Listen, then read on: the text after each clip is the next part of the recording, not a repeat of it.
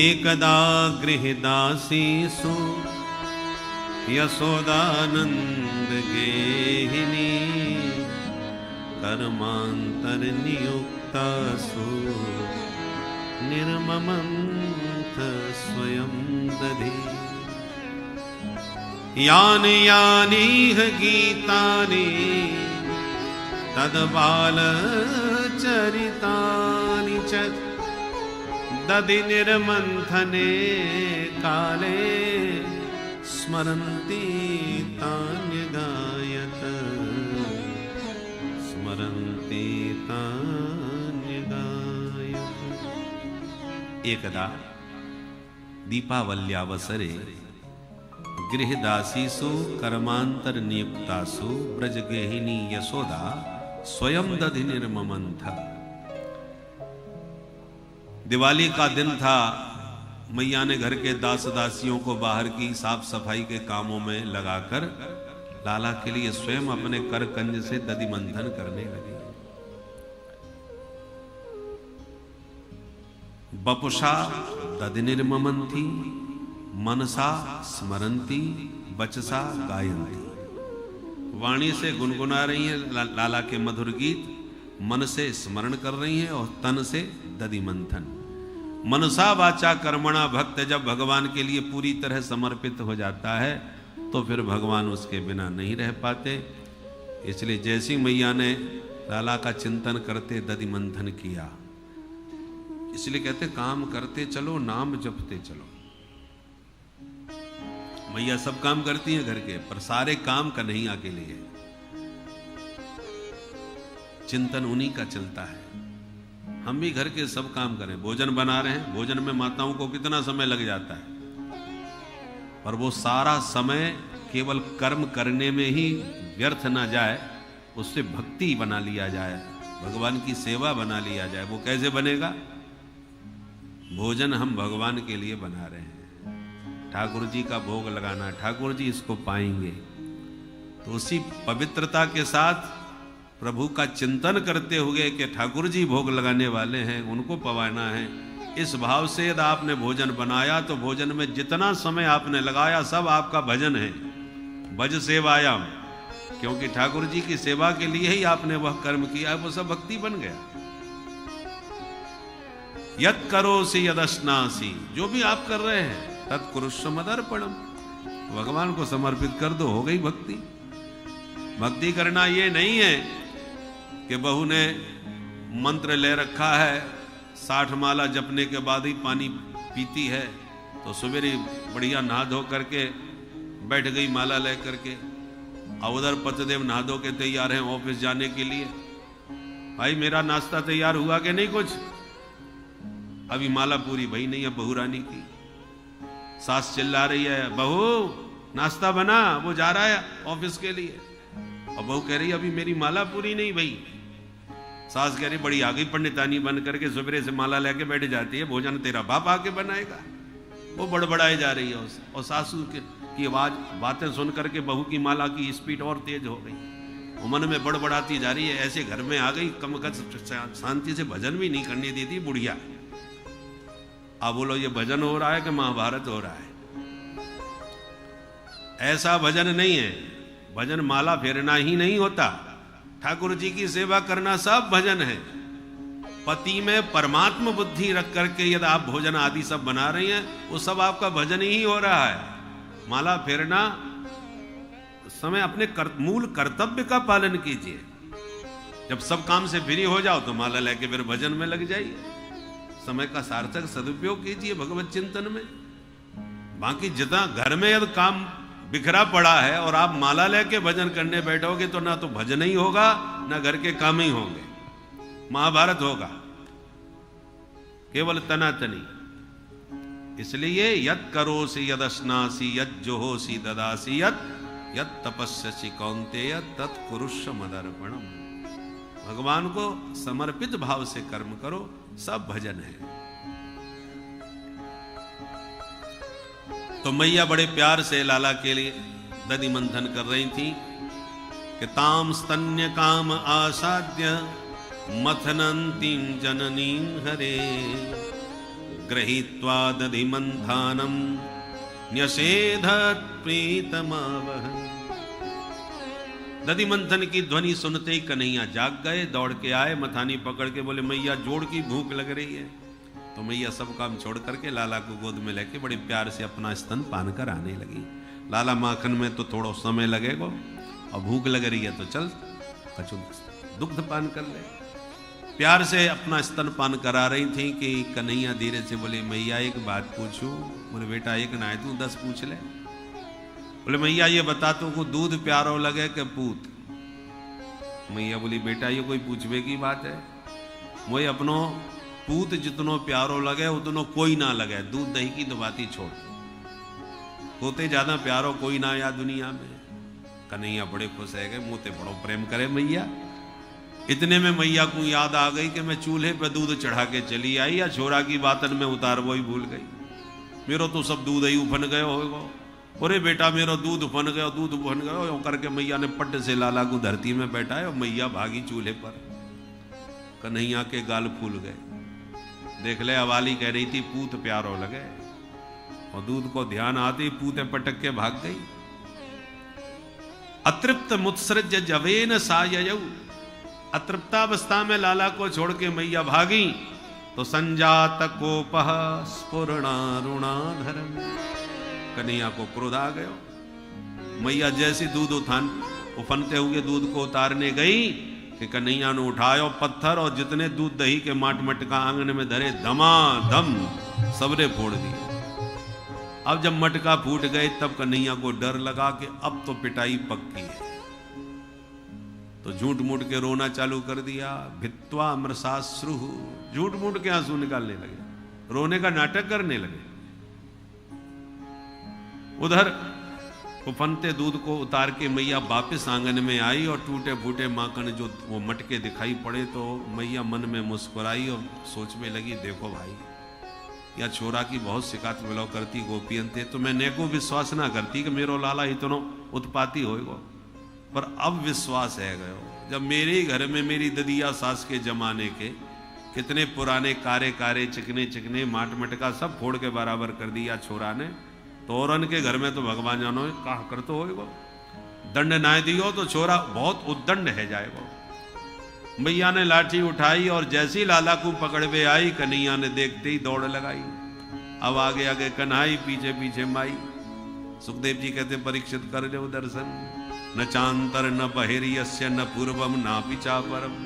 जिसका न कोई आदि है न अंत है, बड़े बड़े सिद्ध संत अमलात्मा विमलात्मा महात्मा योगींद्र मुनीन्द्र ज्ञानी ध्यानी संत सन्यासी जिसकी पदनख चंद्रिका के प्रकाश का ही ध्यान करके धन्य हो जाते हैं, उन प्रभु को मैया पकड़ने के लिए भागी पर प्रभु पकड़ में नहीं आए। मैया लाठी टेक के बैठ गई। देख लाला जल्दी आ जा, नहीं बहुत मारूंगी आज। कन्हैया बोले मैया तू मारेगी इसलिए भाग रहे। अरे ना बेटा तू प्यार से मेरे पास आ जा, तो मैं काय को मारूं। कन्हैया बोले मैया तू पकड़ के करेगी भी क्या। बोले बेटा तेरी पूजा करूंगी। बोले मैया आज कौन सा पर्व है। बोले बेटा तू आ तो सही फिर बताऊंगी। बोले मैया जब पूजा करेगी तो लाठी काय को ले रखी है। मैया बोली अरे बेटा बुढ़ापे में लाठी सबन को लेनी पड़े। वृद्धो याति गृहीत्वा दंडम, बुढ़ापे में दंड लेना पड़े। तो को मेरी लाठी से डर लगे तो ले मैंने ये फेंक दी। त्यक्त्वा यष्टिम सुतम भीतम विज्ञायार भगवत्सला। लाला को भयभीत जान के जब मैया ने लाठी फेंकी सोई कन्हैया की हिम्मत बढ़ी और धीरे धीरे मैया के पास आने लगे। देख मैया पूजा करियो। बोले बेटा चिंता मत कर तू आ तो सही, बहुत विधि विधान से तेरी आज पूजा करूंगी। कन्हैया पूजा को मतलब ही ना समझे और पूजा करवावे आए गए। और जैसी पास में आए मैया ने गप से हाथ पकड़ लिया। दारी के तू तो घर चल, आज तेरी वो पूजा करूंगी कि छठी को दूध ही याद आ जाए। अब कन्हैया ने आंख मीड़ मीड़ के रोनो चालू कर दियो। मैया तू महा झूठी है, पूजा के नाम पर पिटाई करेगी मेरी। मैया बोली बेटा जैसो देवता होए बाकी वैसी ही पूजा करी जाए। तेरी पूजा आज लाठी से होएगी। तेने मुंह को बुढ़ापे में इतनो दौड़ायो भगायो, मेरी हालत खराब है। अब कन्हैया ने जोड़ जोड़ से रो रो करके आंखें मीड़ मीड़ करके काजल कपोल तक फैला लिया। जगन्नाथ भगवान जैसी आंखें हो गई महाराज, पूरे मुंह पे काजल फैल गए। अब मैया को दया आ गई, मारवो पीटो ज्यादा ठीक ना होए, पर कछु तो दंड देना चाहिए, नहीं वो दंड है जाए वो छोरा। तो मैया पकड़ के घर लाई और ऊखल से लाला को बांधने लगी। पर जैसी रस्सी बांधती है 2 अंगुल कम पड़ जाती है। मैया दूसरी रस्सी जोड़ करके फिर बांधती है तो फिर 2 अंगुल कम। रस्सी पर रस्सी जोड़ती गई पर 2 ही अंगुल कम पड़ती गई। तदपि द्व्यंगुलम न्यूनम यद यदा दत्त बंधनम। 2 ही अंगुल कम क्यों है? तप प्रभावा दैव प्रसादा। हमारा कर्तव्य हम अपना कर्म करें, पुरुषार्थ करें। जब हम ईमानदारी से पुरुषार्थ करते हैं, वेद विहित अपना कर्म करते हैं, कर्तव्य निर्वाह करते हैं, तो ठाकुर जी भी कृपा के साथ हमारे पास खड़े रहते हैं। भगवान कृपा हमारे ऊपर निश्चित करते हैं, पर कृपा कब करेंगे? जब आप अपना कर्तव्य करेंगे। आप कर्तव्य विमुख होकर के केवल कृपा के ऊपर सब काम छोड़कर बैठ जाओ तो कुछ नहीं होने वाला। व्यास भरोसे कुंवर के सोबत पांव पसार। जिन महापुरुषों ने ये वचन कहा है वो क्या पांव पसार के सोते ही रहते थे? ना, सब अपने कर्तव्य का पूरी तरह पालन करते थे।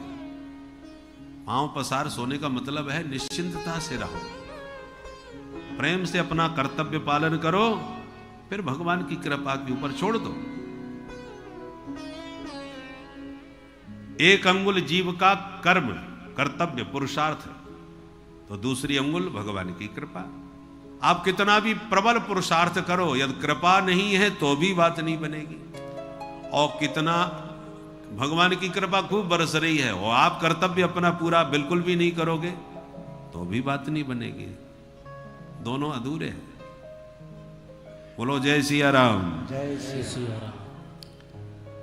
भले ही भगवान ने सुग्रीव से कह दिया कि मैं बाली को मारूंगा, प्रतिज्ञा करता हूं। सुनो, सुग्रीव मारे हो बाली एक बाण से मारूंगा, देखना। सुग्रीव प्रतिज्ञा प्रभु की सुन के निश्चिंत हो गए कि राम जी 2 बार तो बोलते नहीं, 1 बार कह दिया तो कह दिया, अपना वचन निभाएंगे तो फिर ही हम राम जी के हाथों बाली मर जाएगा, हमारा काम बन जाएगा। परंतु प्रतिज्ञा भगवान कर रहे हैं कि मैं मारूंगा, और फिर कहते जाओ सुग्रीव लड़ने के लिए। बोले जब आप मारोगे तो हम क्यों लड़े? अब बोले वाह, तो तुम क्या सोच रहे हो सब काम हम ही करें? तुम्हें भी अपना कर्तव्य करना है, लड़ना तुम्ही को पड़ेगा, भले ही मैं मारूंगा। और हुआ ऐसे ही भगवान अर्जुन से कहते हैं निमित्त मात्रम भव सभ्य साचन। ये सब मेरे द्वारा मरे हुए पुतले खड़े हैं, तुझे सिर्फ निमित्त बना रहा हूं, यश तुम्हें मिलेगा। मार तो मैंने दी है, काल के द्वारा सब मृत हैं। भगवान ने विकराल अपना रूप दिखा करके वो दिखा भी दिया। जब आप ही सब काम कर रहे हो फिर भी भगवान कहता है अर्जुन तुम लड़ो।